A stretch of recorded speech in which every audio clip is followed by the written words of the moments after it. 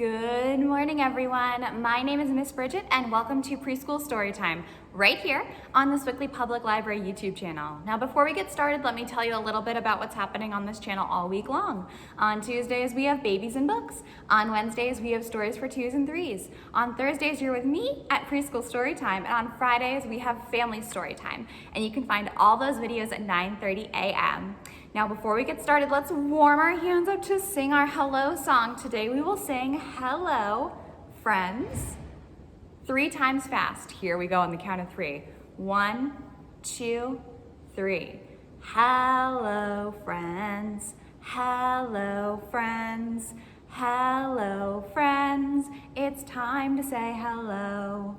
Warm those hands up to go a little bit faster. 1, 2, 3. Hello, friends. Hello, friends. Hello, friends. It's time to say hello. Super duper fast. 1, 2, 3. Hello, friends. Hello, friends. Hello, friends. It's time to say hello. That was excellent. Now that I've said hello to you and you said hello to me, how about we get started with a story? And this week we were talking all about bears. Here we go. Our first story today is Sleep, Big Bear, Sleep, written by Maureen Wright with pictures by Will Hillenbrand. And I would like to thank 2 lions for their permission to read it to you today. Sleep, Big Bear, sleep. Old Man Winter from a storm cloud spied his big bear friend in the countryside. He leaned to the earth and softly sighed, "Sleep, Big Bear, sleep." But Big Bear didn't hear very well. He couldn't sleep in his den in the dell. He thought he heard as twilight fell, "Drive a Jeep. Big Bear, drive a Jeep." That doesn't seem right. So Big Bear yawned as he drove around in a Jeep on a road just south of town. But after a while, he stopped in a park, and Old Man whispered as it grew dark, "Sleep, Big Bear, sleep." But Big Bear didn't hear very well. He couldn't sleep in his den in the dell. He thought he heard as dry leaves fell, "Sweep, Big Bear, sweep." Close, but not quite. So Big Bear went to a house down the street and swept each room nice and neat. Oh, he did their chores for them. That's so nice. But after a while, he yawned again, and Old Man Winter warned his friend, "Sleep, Big Bear, sleep." But Big Bear didn't hear very well. He couldn't sleep in his den in the dell. He thought he heard as shadows fell, "Leap, Big Bear, leap." Uh-oh. So Big Bear found a frog he knew and played leapfrog while the cold wind blew, till all at once he fell to the ground. The wind through the trees was the only sound. And Old Man Winter said with a frown, "Sleep, Big Bear, sleep."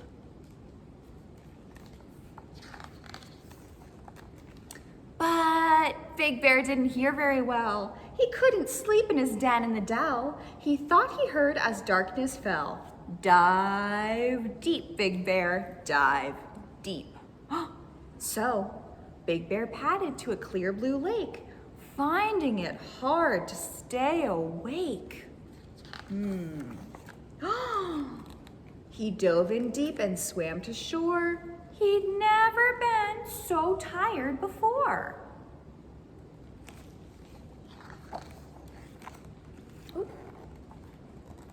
His head dropped down and he let out a snore. "Shh." And Old Man Winter said once more, "Sleep, Big Bear, sleep." But Big Bear couldn't hear very well. He couldn't sleep in his den in the dell. He thought he heard as snowflakes fell, "Climb a mountain steep, Big Bear, steep." Uh-oh, that's not what the wind said. So Big Bear trudged to the mountaintop where the cold wind blew and the temperature dropped. He sat on a stump on the highest spot and wished for a blanket and a fold-up cot. He must be super sleepy now. Then he stumbled back down with eyes half shut, so tired he didn't know what end was up. Old Man yelled while shaking his head. Hey there, Bear! Did you hear what I said? It's winter time, now go to bed! Oh my. Big Bear's eyes were droopy and red. You could have told me before, he said. He lumbered nearby to his cozy den, rubbed his eyes, and yawned again. He put on his PJs and blew out the light, and fluffing his pillow, he said, good night. And that's the end of Sleep, Big Bear, Sleep. My friends, now that we finished our first story, I think that we should sing a little song. But let's sing a different song than Zoom, Zoom, Zoom this week. Let's sing Way Up High in the Apple Tree. So can you find 2 apples? Okay, let's put them up in the tree. Here we go. Way up high in the apple tree, I saw 2 apples smiling at me. I shook that tree as hard as I could. Down came the apple and was it good. Way up high in the apple tree, I saw 1 apple smiling at me. I shook that tree as hard as I could. Down came the apple and was it good. Oh, let's see. There was 1 more apple in the tree and then it fell down. How many apples are left? There are 0 apples. That is very, very good. Excellent work. Now let's see. Should we all have a seat? Let's do it. Here we go. Everybody have a seat, have a seat, have a seat. Everybody have a seat on the rug. Not on the ceiling, not on a bug. Everybody have a seat on the rug. Not on the ceiling, not on a bug. Everybody have a seat on the rug. Are we all sitting? Are we all ready for another story? Our next book is Big Brown Bear's Cave by Yavol Zomer, and I would like to thank Candlewick Press for their permission to read it to you today.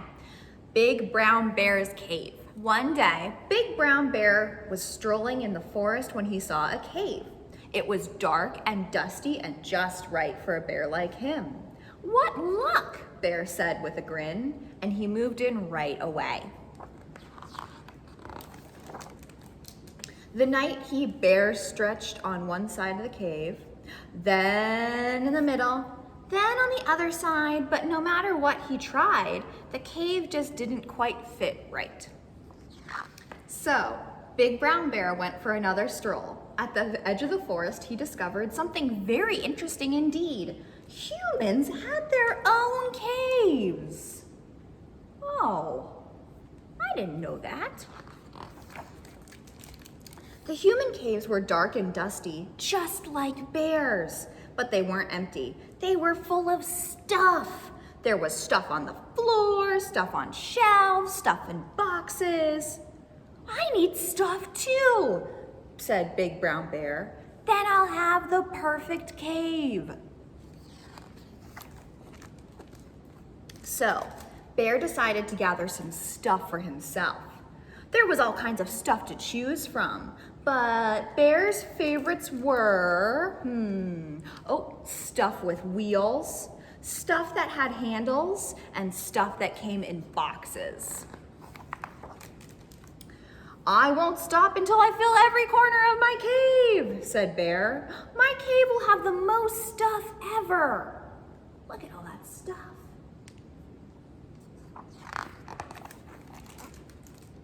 Word spread about Big Brown Bear's cave. May we come in, said his friends. I'm sorry, said Big Brown Bear. There's not enough room for visitors. Look at how jam-packed his cave is.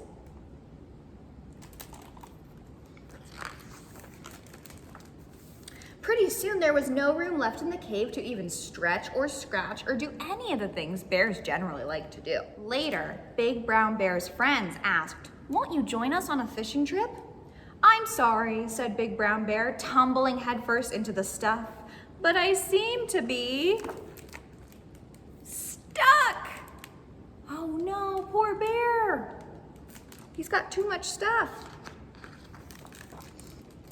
Bear's friends tried pulling him from one side. They tried pulling him from the middle. Next, they tried pulling from the other side, and pop, he was free. Bear and his friends decided to take all the stuff back to the human caves. Well, that's nice of them. At last, Bear's cave was empty again, but his friends beside him, Bear found the perfect spot for sleeping right away. And finally, his cave felt like home. And that's the end of Big Brown Bear's cave. All right, my friends, thank you so much for joining me for Preschool Storytime today. I hope you liked our stories about bears just as much as I did. Now let's warm our hands up to sing goodbye, friends. Here we go. 1, 2, 3. Goodbye, friends. Goodbye, friends. Goodbye, friends. It's time to say goodbye. All right, my friends, I will see you all right here next week for Preschool Storytime. Have an excellent day. Bye-bye.